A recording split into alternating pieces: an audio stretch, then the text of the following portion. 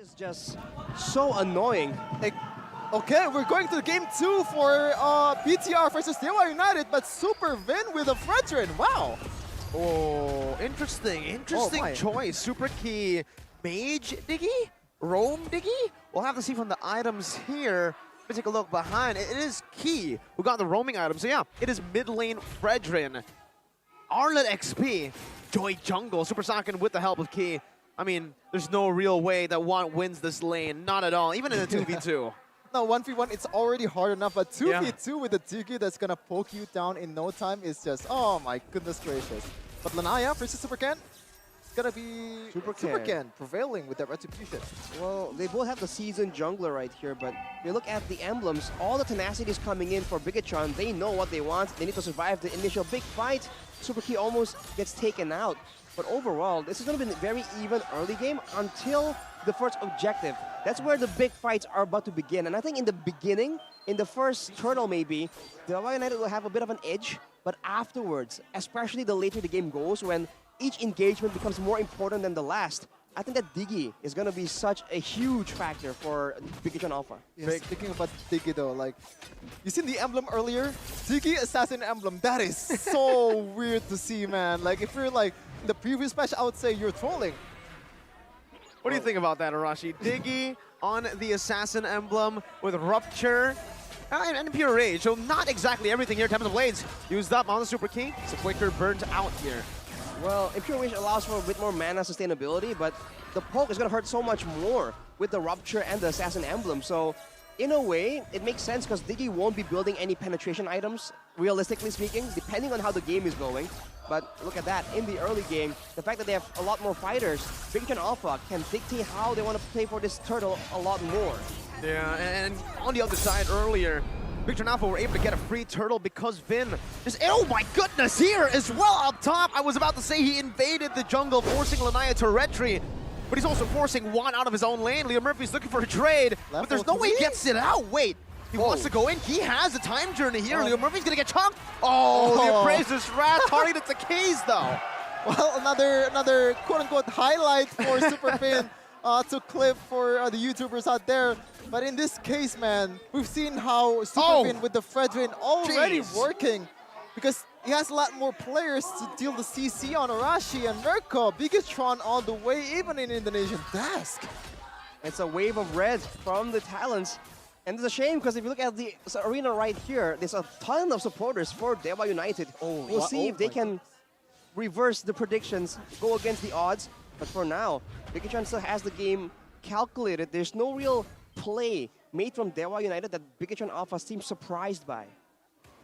Oh man, Super Vin with the Fredrin mid. This has been seen by Bren in ISF, and in this case, they're trying to replicate that.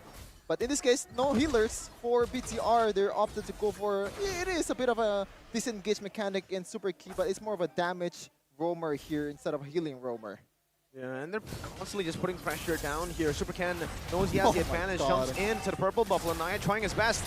Super Ken still zoning him away. Super Vin as well, knocking him up. 1v1, 50-50, coming down a good way, the Dragon, but it's still going to be Super Ken right now as the final slash brings Leo Murphy all the way back, isolating Kaze, who pops into Cole Alter prematurely. Vin is able to take it down. Now he might be able to look for an all-in. He doesn't have the Appraiser's Wrath though, so he chooses to disengage. Meanwhile, Watt, the Brew's Passion used up, clearing up the waves. Well played by Watt, but he's still going to be chunked down. Now it's going to be a full dive. Does he have Flicker? He's holding on to it. What is he holding on to it for? Well, I don't know, because he has the reverse time on. He should have flickered initially there, but maybe he didn't really expect Super Vin to come too, maybe Rashi. Maybe he felt that Super Vin was going to get him regardless, so he just went for it there, but look at Super Ken. That's their frontliner, by the way. That's Dixon. Oh, the counter engage. Final slash. Lanaya back Cerezo jumps in with the vengeance. And it truly is the vengeance of Cerezo coming through here. And Super Ken just takes everything, even up top. Leo Murphy unable to find anything, no engages. Well, if you tell me Cerezo is going to be the best EXP laner in Indonesia before this season began, I would call you crazy, but in this case, my goodness gracious, on every hero he played, he always performed. In this Arlet 2, we've seen a tier 1 EXP laner in the making. It's such a tough situation for DEWA right now as well, because Bigatron have a lot more body to throw at DEWA, so compared to the previous game, Watt is getting absolutely pressured right here. So Lanaya might still be able to be farming in a quite a decent manner, but sooner or later, Bigatron will reach you in that jungle. Well, he's able to flicker out of the penalty zone. Superkin comes down, he still finds it! Now Lanaya is caught without a purple buff. Again, 3 purple buffs in a row. It's been always invaded through by Bigatron Alpha. The Terminators are really stomping on DEWA. Oh man, Finn has been doing a great job to very, very aggressive with this Fredrin. He knows the limit of this hero, even though he doesn't really play Fredrin at all before, man. Like, this is one of the underrated skills of pro player, I would say. Adjustment. You have to be able to play a lot of heroes here, and you can see their audience prediction. BTR all the way. Yeah, 70% for BTR. Arashi, what did DEWA have to do? 6 minutes in, completely outdrafted. What do they? How do they win? Let's try and make distance, man. And Bigatron, they're a lot better at team fighting composition-wise right here, so they have to try and do some more macro plays. They go for a pickoff right here. It might work. Oh, Bracer's wrath from Finn onto 2. Getting him back to full. Now the time journey is placed down, and Dixon is forced back. He can't even use the penalty zone here. Gets melted out of existence. Still able to flicker around. Meanwhile, Superkin in the back gets Leo Murphy low. And even in the mid lane, Chorizo in a 1v1 against the Assassin, who's forced to use his ultimate defensively. Oh no, Dixon! He's gonna be down in the hands of the bombs from Super Vin. I mean, Super Key, but did you see how long Super Key holds that time journey just there? Like, even though Super Vin got kicked, it doesn't really matter. He knows Super Vin is gonna survive. He only used it when the penalty zone is already there for Super Saiyan. Goodness, I like this. A lot of calculations. I wonder if this is going to be a bit more of a trend coming into the next few weeks of MPL ID, because what's going on is Bigatron, they can secure an assassin jungler for themselves, but at the same time, they have the same kind of oppressive nature of a Fredrin or a Hilda. From the mid lane, they can just disturb and disrupt the farm of the opposing junglers, you know, rotation. So I think this is something that can be used by other teams as well, and Bigatron is showing how it's done, definitely. Oh man, Super Finn brought back again, but it doesn't even matter. Regen coming down, Leo Murphy. This is the pick that they want to go for. Wait, the dragon. Oh, no way! Flicker time journey, and even the final slash. Super Finn now not punished just yet, but the penalty zone comes in only for Dixon to be taken down in the back as well. Go away, play south. It's going to be used up, and finally, DEWA are on the board. 1 kill. It's picked up by Kaze with a turret in the mid lane. Tier 1 falls. Wow! Chorizo with a good read with the final slash. Recalls in front of the Cho's face. Well, I think that's more of a mistake from Super Can with the electrifying gates, trying to get Leo Murphy, but still not enough damage. He doesn't want to go for it, but in that case earlier, I think he's just mispressing there. He should have gone out. Like, why did he go in again? Well, we never know, man. We'll have to see, but for Bigatron right now, they're still making sure they have all the control and the digging, in addition to just having a great time journey as a counter to DEWA United. They're also getting a lot more information with the alarm bombs, and that allows Super Vin and Super Chorizo to be a lot more aggressive in how they want to approach these big fights. So it's, again, a multi-layered approach coming in from Bigatron, and DEWA United, they have to try and use their maneuverability, man. They have a Cho, they have a Ling. So one of their big strengths is that mobility around the map. But in order to do so, Lanaya needs to first at least secure a purple buff. The fact that Bigatron has been denying it from him again and again is part of why the strategy is working so well.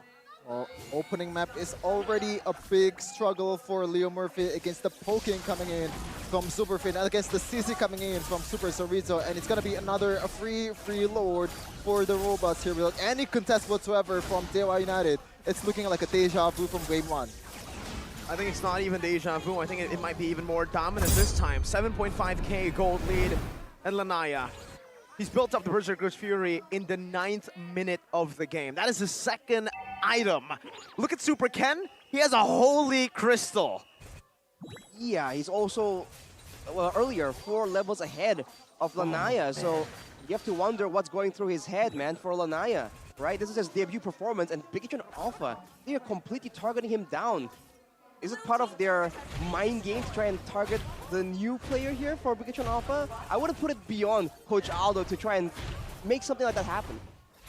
Oh, we got game fact here by Grab. in the history of MPL Indonesia, this is the first time Fredwin is used in the mid lane. So it's kind of a reminiscent of that Lapu-Lapu mid, Chow mid back then right now. In this case, it's the first time in MPL. I'm kind of surprised, to be honest. No one has pulled a Fredwin mid yet.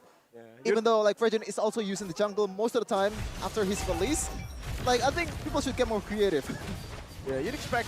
Oh, final slash. Dixon brought back to the team for first time as well. Defensive call, Ultra plays down. Supercan is going to be able to push out some damage with the electrifying beats. And DEWA are forced back. Now it's 2 base turrets with the first Lord. Well, the plus though, there's no time journey for Leo Murphy here. He might want to make him engage with a flicker. And there you go.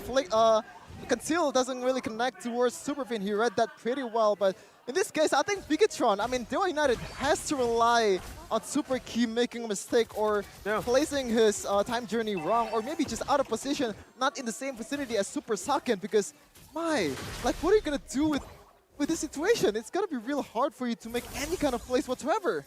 What would it show? You can kind of like force it out, bait it out, kind of, but it's just so much more punishment coming back from the side of Bigetron Alpha, so that option is just not available. And just like that, brute force play from Bigetron to crack open the base. No more turrets left, but it seems like they will back off for now?